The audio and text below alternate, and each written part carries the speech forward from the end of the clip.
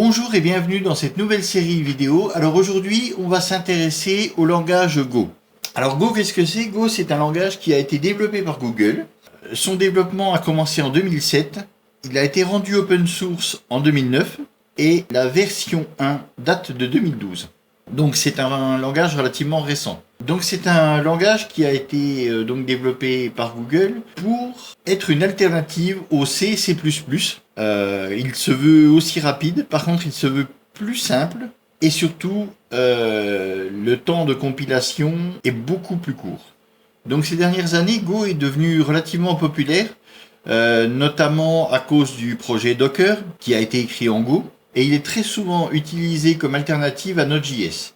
Go permettant de faire de la programmation concurrente, contrairement à Node.js, qui lui, même si vous avez par exemple le dernier Ryzen avec 16 corps, de toute façon, lui n'utilisera qu'un cœur. Alors ses performances sont assez élevées, certes, mais il n'utilise qu'un cœur où il fait tourner l'event loop. Et donc si vraiment on veut utiliser du multicœur, plusieurs threads en même temps, avec Node.js, il va falloir lancer plusieurs instances et les faire communiquer entre elles. Pour ça, je vous souhaite bon courage. Alors que dans Go, il y a un système de coroutines et des channels qui peuvent communiquer entre elles, qui est plutôt pas mal foutu, qui d'ailleurs tend à être repris dans d'autres langages. Et ça permet de faire du multithreading et vraiment sans se prendre la tête. C'est Go qui va tout gérer. Alors qu'est-ce qu'on peut faire avec Go? Avec Go on peut faire un petit peu de tout, on peut faire de la programmation système parce que c'est quand même un langage compilé. Alors à propos de la compilation, Go est censé créer des binaires avec zéro dépendance. C'est-à-dire qu'avec Go il n'y aura plus de DLL, il n'y aura plus tout ça, tout sera directement dans le binaire. Vous vous retrouvez avec, en l'occurrence ici sur Windows, avec un .exe qui contient tout ce qu'il y a besoin pour le fonctionnement de votre application. Alors quelque chose que je me demande, c'est pourquoi on n'a pas fait ça jusqu'à présent? Est-ce qu'il n'y a pas une raison? Parce que clairement, c'est vrai qu'on arrive avec un exe, tac, on le pose, même à la limite on le lance depuis une clé USB. C'est vrai qu'on peut le déployer facilement aussi sur des serveurs appropriés. Sauf que la mise à jour, quand vous vous retrouvez avec un exe qui va faire, je sais pas, 1,5 giga, et bien la mise à jour, si c'est justement à la base un DLL qu'il faut changer, qui pèse 300 kg, on est obligé de changer tout l'exé. Donc bon, je sais pas s'il y a vraiment un avantage à tout ça. Mais voilà, c'est le fonctionnement, ça fonctionne comme ça. Alors c'est vrai que dans certains cas ça peut être pratique et dans d'autres peut-être moins. Donc avec Go, on peut faire un petit peu tout ce qu'on ferait avec du C ou C++, donc on peut faire des outils système, notamment on le voit avec Docker. Donc on peut faire pas mal d'applications, même si ce n'est pas son but officiel. Go se pose en tant que sérieux concurrent de Node.js. Go, comme beaucoup de langages modernes, dispose d'un package manager. Alors contrairement à Node.js, qui lui a NPM, qui fonctionne indépendamment. En fait, le gestionnaire de paquets de Go, c'est ni plus ni moins que Git. Donc en fait, il utilise Git pour gérer ses packages. D'ailleurs, ces packages sont hébergés sur GitHub et non sur un serveur comme NPM par exemple. Donc du coup, pour ça, il faudra installer Git aussi à l'installation de Go. Donc pour en revenir, oui, il se pose comme un concurrent à Node.js, puisque lui est compilé à de meilleures performances que Node, et il a une bibliothèque dédiée au web qui est plutôt bien fournie. Il intègre un système de templating directement. Alors après, rien ne vous empêche d'utiliser, je ne sais pas, Mustache, je ne sais pas ce qu'il y a comme système de templating disponible en Go. Je sais que Mustache y est. Voilà, vous pouvez utiliser celui que vous voulez, même créer le vôtre si ça vous plaît. Mais de base, il y a un système de templating dans la librairie standard. En plus, comme on peut le voir ici sur la page officielle de Go, depuis les dernières versions, Go est prêt pour l'HTTP2. Donc on peut faire des serveurs push, on peut déjà utiliser HTTP2 avec la librairie standard de Go. C'est déjà dedans. Donc par contre, les serveurs HTTP2 reposant sur HTTPS, on ne peut pas avec Go faire les certificats. Les certificats CERT là, on ne peut pas les faire. On est obligé comme d'habitude de passer par un outil externe. Lui ne peut pas créer ses certificats. Bon voilà, c'est à peu près tout ce qu'il y a à savoir sur Go. Encore deux petites choses.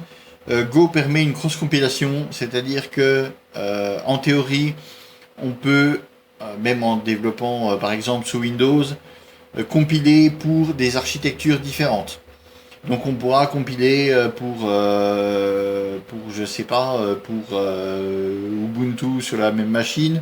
On pourra compiler sur du processeur ARM. Il y a même un projet Go mobile pour faire des applications mobiles depuis Go. Donc Go tend vraiment à être multiplateforme et surtout grâce à la cross-compilation, on va pouvoir développer plus facilement sur plusieurs plateformes à la fois. Donc nous allons maintenant voir comment installer Go. Alors vous allez voir qu'il y a quelques petites choses à suivre si on veut que tout se passe bien. Donc déjà quand vous recherchez Go sur internet, je ne vous cache pas que c'est assez compliqué. Donc en fait, quand vous recherchez des tutos, des infos sur Go, il faudra appeler ça Golang. Parce que c'est vrai que Go, c'est quand même relativement passe-partout et vous allez avoir tout et n'importe quoi sauf ce qui vous intéresse. Donc il est aussi appelé Golang. D'ailleurs, c'est le nom du site, golang.org.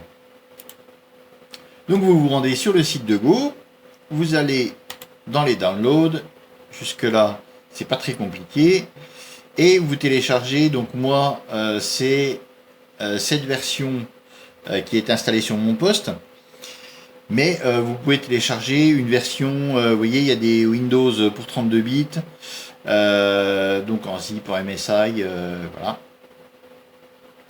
Donc le plus simple, vous téléchargez le MSI, vous l'installez, point. Jusque là, tout va bien. Donc il devrait, si tout se passe bien, voilà, il va vous installer à la racine de votre disque C le dossier Go. Et dans ce dossier Go, il y a un dossier bin qui va être ajouté automatiquement à votre variable d'environnement.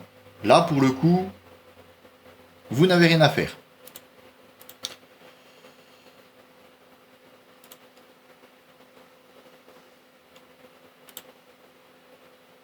Donc ce qu'il faut faire aussi, donc comme je vous l'ai dit, le gestionnaire de paquets repose sur Git. Donc s'il n'est pas installé, il faut installer Git sur votre poste.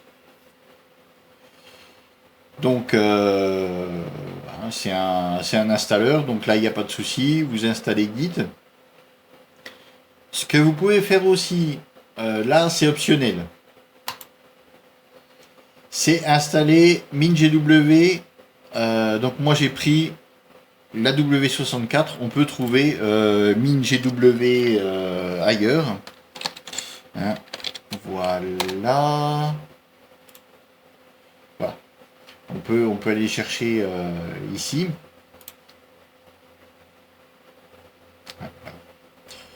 Donc moi j'ai pris la version 64 parce que bon, j'avais déjà une 32 et ben, ça ne fonctionnait pas. Puisqu'il faut absolument que la version de Go que vous installez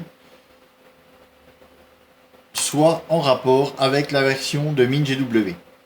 Donc ici j'ai installé du 64, donc il me faut MinGW 64. Donc ça c'est optionnel, hein, je le rappelle, c'est le compilateur pour C et C++ d'ailleurs. Donc ça va vous permettre de compiler du C et surtout d'avoir accès à la bibliothèque standard C.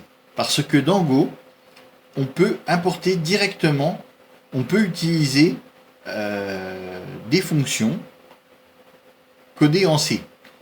On importe directement les librairies standards du C et on peut les utiliser directement dans Go. Mais à la fin, à la compilation du binaire, il va lui falloir le compilateur C pour compiler tout ça. Donc voilà, si vous voulez utiliser du C dans votre programme Go, vous pouvez, mais il faut installer le compilateur en rapport avec votre version de Go. Donc voilà pour ce qui a installé, Go, Git et puis éventuellement MinGW. Alors comme pour Kotlin, eh bien j'utilise moi IntelliJ IDE pour le code Go. Alors il existe un IDE maintenant tout prêt, comme on a PyCharm pour le Py et ainsi de suite. On a Gogland qui est le nouvel IDE dédié à Go. Alors comme dans la plupart des produits de JetBrains, en fait c'est IntelliJ avec des plugins supplémentaires pour gérer le Go. Donc vous pouvez très bien, comme moi, utiliser la version community de IntelliJ et installer les plugins Go. D'ailleurs je vous montrerai comment récupérer le plugin Go, c'est tout simple. Donc voilà, on peut utiliser aussi, alors on peut utiliser Atom, on peut utiliser Visual Studio Code et sûrement bien d'autres. Moi j'utilise principalement, maintenant j'utilise Visual Studio Code, avant j'utilisais plutôt Atom. Maintenant je sais que sur Visual Studio Code, alors sur Atom je l'utilise plus trop, donc je pourrais pas vous dire. Je sais qu'il existe le plugin pour Go, ça c'est sûr. Je l'avais déjà utilisé mais il y a longtemps. Et sur Visual Studio, en fait, vous avez un plugin pour Go. Et quand vous le mettez, quand vous l'installez, donc au redémarrage, il vous dit qu'il manque plein d'outils. Et il vous demande si vous voulez les installer. Donc bien sûr, il faut au préalable avoir installé déjà Go et Git. Et donc du coup, vous avez juste à lui dire, ben oui, installe-les. Et lui, il va aller récupérer, en fait, il va faire des go-get de tous les outils qu'il a besoin. Et il va automatiquement inscrire des liens vers ces outils, de manière à ce que votre éditeur de texte fonctionne avec Go. Donc vous n'aurez quasiment rien à faire.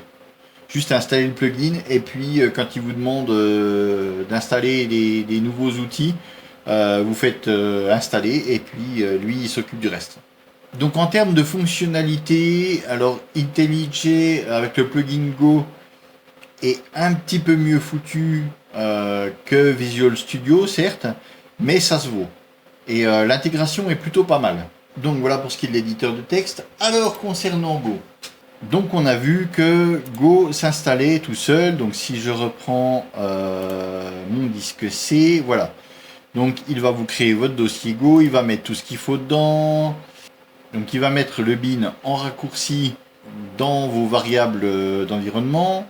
Donc jusque là, c'est bon. Alors par contre, il y a quelque chose qui va se faire à la main, que vous n'avez pas le choix. Ça ne se fait pas automatiquement. Ou du moins il ne me semble pas. Mais non, je crois qu'il n'en crée pas par défaut. Il va falloir créer votre espace de travail. Alors pour ceci, vous allez faire un dossier. Donc moi, il se trouve ici. Donc en général, on le fait dans l'utilisateur.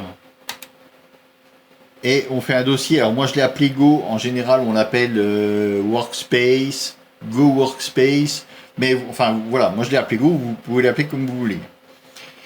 Donc vous créez ce dossier où vous voulez, si vous avez envie de le faire sur le bureau, faites-le sur le bureau, il n'y a vraiment pas de règles, la plupart du temps voilà, on le met dans le dossier de l'utilisateur, mais il n'y a pas de règles particulières. Donc ce dossier va être votre espace de travail. Dans ce dossier, que vous le nommiez n'importe comment, vous allez faire 3 sous-dossiers. Un bin, un PKG et un SRC. Donc le SRC, c'est là où, d'ailleurs on voit déjà qu'il y a des choses. On voit par exemple, j'avais fait un dossier Go test. Donc c'est là-dedans que vous allez mettre vos projets en Go. Parce que Go est assez totalitaire. On ne fait pas ce qu'on veut avec Go. Tant dans le formatage du code que dans la structure dans la structure des projets. Alors, on verra que on peut faire autrement. On peut aller dans d'autres dossiers. C'est pas le souci. Mais à la base, c'est pas prévu pour. Mais on pourra le faire quand même. Pour ceux qui, comme moi, sont un peu anarchiques et aiment bien en avoir dans tous les sens, je vous rassure, c'est possible. Mais à la base, on doit faire tous les projets dans ce dossier SRC. Donc, SRC, c'est là où on aura nos sources, où on aura nos projets. Donc, on fera un sous-dossier par projet. Package, c'est là où on aura nos différents packages qu'on récupérera ou qu'on fera nous-mêmes. Et bin, c'est là où terminent les outils quand on fait un Go install. Alors avec Go, on peut faire... on a plusieurs options avec le compilateur. On peut soit lancer le programme. Donc en fait, il sera pas... il sera compilé, mais il sera compilé comme un fichier temporaire. Donc en fait, quand on fait Go Run, on va lancer le programme. Le programme va se lancer, mais il ne va pas se compiler. On va pas avoir physiquement un exe quelque part. Si on fait Go Build, là on va créer un exe dans le package. Vous voyez ici j'en ai fait un. Donc on va créer un exe là où il y a nos sources. Et par contre, si on fait Go Install, on va compiler notre projet et on va l'envoyer dans le dossier bin. Ce dossier bin là n'a pas dans Windows n'a pas d'incidence. Alors que sur Linux, si on fait Go Install, ça va dans ce dossier bin et on a accès aux outils directement depuis la console après, comme s'ils étaient comme des outils système en fait. On peut les appeler directement. Donc il faut absolument respecter cette structure. Alors pourquoi? Eh bien, c'est là que vient la suite.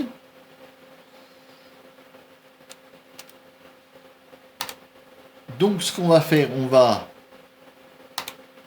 copier le chemin ici. Et il va falloir l'installer en tant que variable d'environnement. Alors donc, pour créer ma variable d'environnement, je vais ici, je vais sur mon poste de travail, je fais clic droit, propriété. Là, hop, clic droit, propriété. Et ici, je vais dans paramètres de système avancé. Voilà. Je vais le chercher. Je vais dans variable d'environnement. Et donc ici, alors moi, elle est déjà faite. Hein. On voit que elle est déjà insérée. Donc ici, vous allez faire hop, une nouvelle variable. Vous allez cliquer sur nouvelle. Ici, nom de la variable, vous mettez GoPath, G-O-P-A-T-H, tout en capital. Et en valeur de variable, vous mettez donc ce qu'on vous collez, hop, votre chemin. Donc moi, je ne vais pas le faire. Donc après, vous faites sur OK. Oui, sinon on peut aussi parcourir le répertoire depuis ici, mais comme on y était, autant faire un copier-coller. Voilà. Donc si vous avez des fenêtres, soit d'invite de commande, donc après oui, vous faites OK, hein, bien sûr. Hop, tac, OK, on est parti, OK. Donc après, si vous avez des fenêtres, des invites de commande ouvertes ou du PowerShell, vous fermez tout. Et normalement, en relançant, vous avez votre GoPath qui est effectif. Donc pour ceci, on va faire la commande go env. Voilà. Et normalement, vous devez avoir tout ça. Donc on voit qu'il y a des champs vides, par exemple GoRace. GoRace, on n'en a pas besoin. Enfin, là non. On voit voilà que les compilateurs sont setés, tout ça. Et on voit que, justement, j'ai le GoPass ici, qui est bien seté. Sinon, vous aurez égal rien du tout. Il sera vide. Alors, si vous venez de faire, comme je vous ai dit, la variable d'environnement GoPass et que ici vous n'avez rien, éventuellement redémarrer votre bécane. Moi, ça m'est déjà arrivé avec des anciennes versions de Go. Alors là, maintenant, je peux pas vous dire puisque je fais que des mises à jour finalement. Donc ma variable, elle ne change pas. Mais j'ai déjà eu le souci en fait. J'ai eu beau redémarrer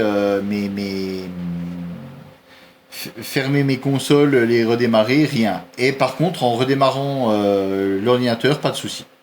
Donc c'est juste un petit souci de Windows. Normalement, donc si toutefois vous avez bien fait votre variable d'environnement GoPass et que vous n'avez rien, redémarrez la bécane et normalement ça devrait coller. Donc voilà, on voit bien que ici GoPass, la GoRoute, donc CC machin Go, donc celle-là, elle a été aussi mise en variable d'environnement, il n'y a pas de souci.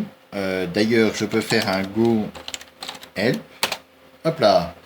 Et on voit bien que il reconnaît la commande Go. Et d'ailleurs, il me met tout ce qui correspond à l'aide de Go. Alors au passage, on voit que pour une commande, par exemple Go Run, on peut faire Go Help Run. Pour avoir accès à la doc de la commande. Voilà.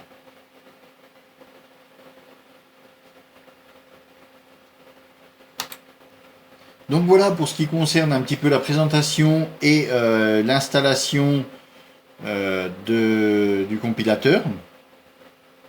Donc je vous laisse là-dessus et on se retrouve dans la prochaine vidéo pour voir un petit peu comment fonctionnent nos variables et surtout faire notre premier projet en Go. Donc à bientôt, salut!